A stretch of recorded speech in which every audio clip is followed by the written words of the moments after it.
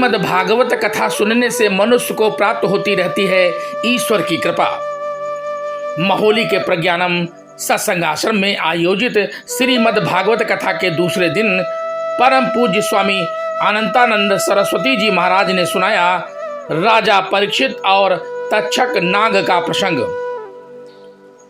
आपको बता दें कि महोली कस्बा स्थित प्रज्ञानम सत्संग आश्रम परिसर में बुधवार को श्रीमद् भागवत कथा के दूसरे दिन परम पूज्य स्वामी अनंतानंद सरस्वती जी महाराज ने राजा परीक्षित और तक्षक नाग प्रसंग का सकीर्तन वर्णन किया, जिसे सुनकर मौजूद भक्तजन भाव विभोर हो गए।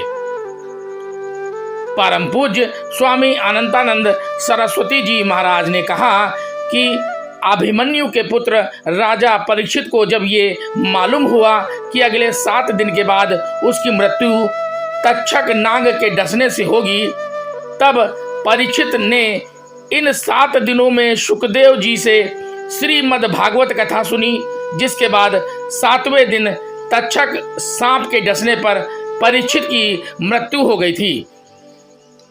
कार्यक्रम के दौरान समाज सेवी अवधेश वर्मा, डॉक्टर रेणु वर्मा सहित प्रज्ञानम सत्संग आश्रम समिति के पदाधिकारी एवं भारी संख्या में भक्तजन मौजूद रहे।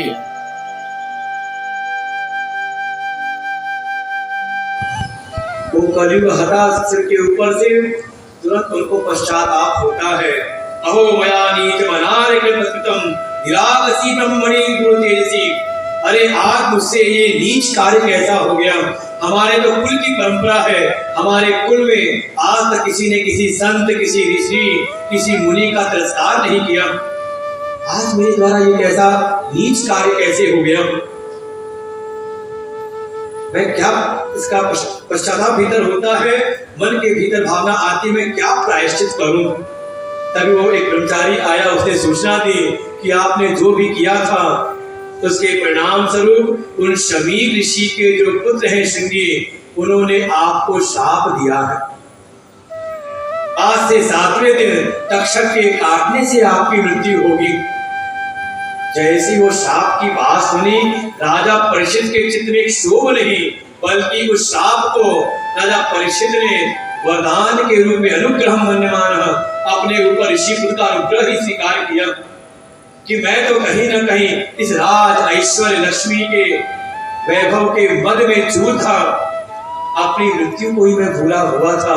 उन ऋषि पुत्र की तो कृपा है कि मुझको सचेत कर दिया कि आज से 7वें दिन मेरी मृत्यु है।